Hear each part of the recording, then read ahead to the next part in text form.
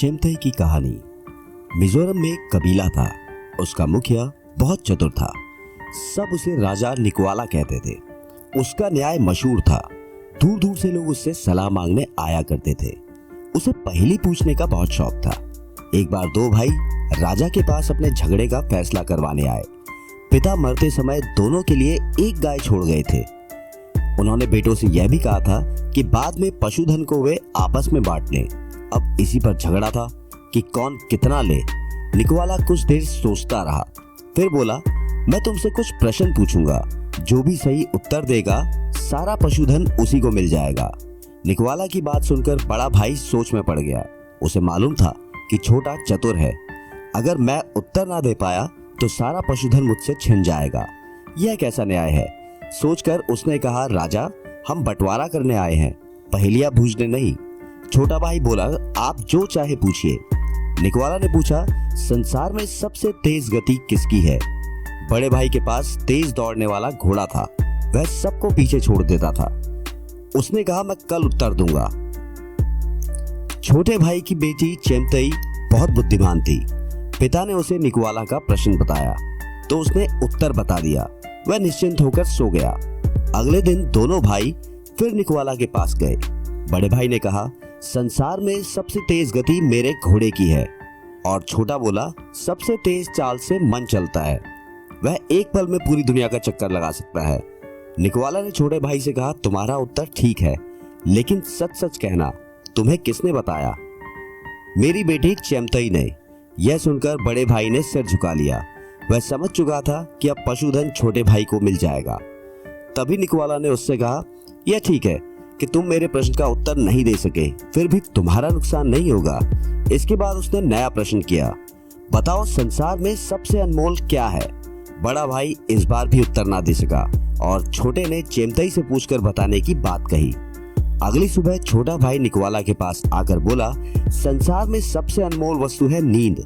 सोते समय दुनिया के सब प्राणी एक जैसे हो जाते हैं। छोटे बड़े का भेद नहीं रहता। नींद की तुलना किसी से भी नहीं की जा सकती। वाह, क्या उत्तर दिया है!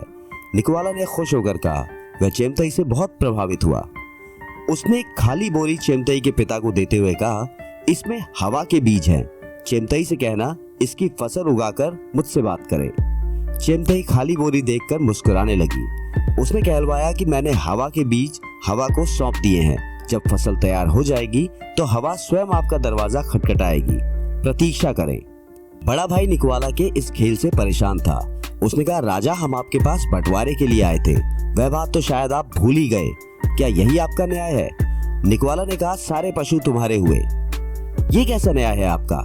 छोटे भाई ने निराश स्वर में कहा, आपको प्रश्न का उत्तर देने के लिए मैं स्वयं आपके घर आ रहा हूँ। मुझे चेमतई से ऐसा उपहार चाहिए जो उसके हाथ से मेरे हाथ में ना आ सके।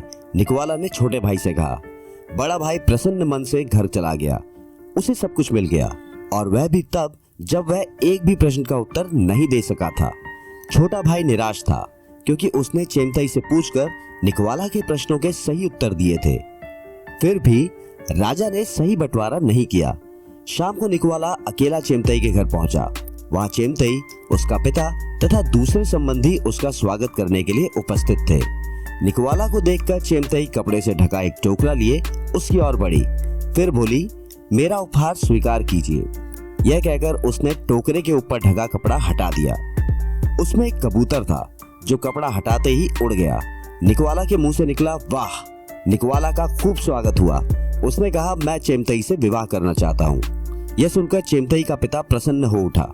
उसने कहा, मैं समझ रहा था कि आपने मेरे बड़े भाई को सारा पशुधन देकर मेरे साथ अन्याय किया है, लेकिन आपसे संबंध जोड़कर मुझे वह सब कुछ मिल गया जो किसी और के पास नहीं है। निकवाला ने कहा, विवाह के लिए मेरी एक ही शर्त है, चेमतई मेरे राजकाज में हस्तक्षेप ना करे। जिस दिन ऐसा हुआ उसी दिन इसे मेरा घर छोड़ना होगा। यह अपने साथ केवल एक चीज ला सकेगी। चेमतई ने कहा, मुझे आपकी शर्त मंजूर है। दोनों का विवाह धूमधाम से हुआ। निकवाला और चेमतई सुखपूर्वक रहने लगे। चेमतई बुद्धिमती थी। वह कई बार देखती कि निकवाला ने न्याय नहीं किया, पर वह कुछ कह ना पाती क्योंकि उसे निकवाला की शर्त याद थी। एक बार निकवाला ने एक मंत्री को मृत्युदंड दिया। चेमतई जानती थी कि मंत्री निर्दोष है, बिना बात मारा जाएगा। मंत्री की पत्नी चेमतई से मिली। उससे कहा, मेरे पति के प्राण बचा लो। चेमतई ने निकोला से कहा, मंत्री निर्दोष है, किसी ने आपको गलत खबर दी है, आप फिर से जांच करें तो सत्य का पता चल जाएगा। निकोला ने जांच की तो उसे पता चला, सचमुच उसने मंत्री को बिना सोचे समझे प्राणदंड दे दिया था। उसने सजा रद्द कर दी, पर चेमतई से कहा, तुमने शर्त तोड़ी है, इसलिए मेरे घर से चली जाओ। चेमतई ने कहा, मैं खुशी खुशी चली जाऊंगी, क्योंकि एक निर्दोष के प्राण बच गए हैं। आप आज शाम को भोजन मेरे साथ कीजिए, मैं कल सुबह को यहाँ नहीं दिखाई दूंगी। निकोला का मन उदास हो गया। वह सोच रहा था कि मुझे ऐसी शर्त नहीं लगानी चाहिए थी। चेमतई प्रसन्नता से भोजन बना रही थी। उस रात दोनों देर तक बातें करते रहे। फिर निकोला को नींद आ गई। सुबह निकोला की नींद टूटी तो उसने देखा चेमतई वहां मौजूद है। उसने कहा, तुम अभी तक यहीं हो? क्या तुम्हें शर्त याद नहीं है? याद है, एकदम याद है। चेमतई ने हंसकर कहा, पहले ये तो देखिए आप कहाँ हैं। निकोला हड़बड़ाकर बाहर निकला तो उसने देखा कि वह अपनी ससुराल में है। यह कैसे हुआ? उसने पूछा, आपने शर्त में कहा था कि नियम तोड़ने पर मुझे आपका घर छोड़ना पड़ेगा। मैं केवल एक चीज लेकर आ सकूंगी, बस रात के समय आपके भोजन में मैंने एक पौधे का रस मिला दिया। उसके प्रभाव से आप गहरी नींद में सो गए। फिर मैं आपको पालकी में यहाँ ले आई। सुनकर निकोला खूब हंसा, बोला, मैं भी शर्त बांधकर पछता रहा था। अच्छा, आज के बाद मैं ना पहेली पूछूंगा ना कोई शर्त लगाऊंगा। आओ घर चलें, और हाँ, मैं तुम्हारी सलाह से फैसले किया करूंगा। यह आपकी नई शर्त है क्या? चेमतई ने हंसकर पूछा। निकोला भी हंस रहा था।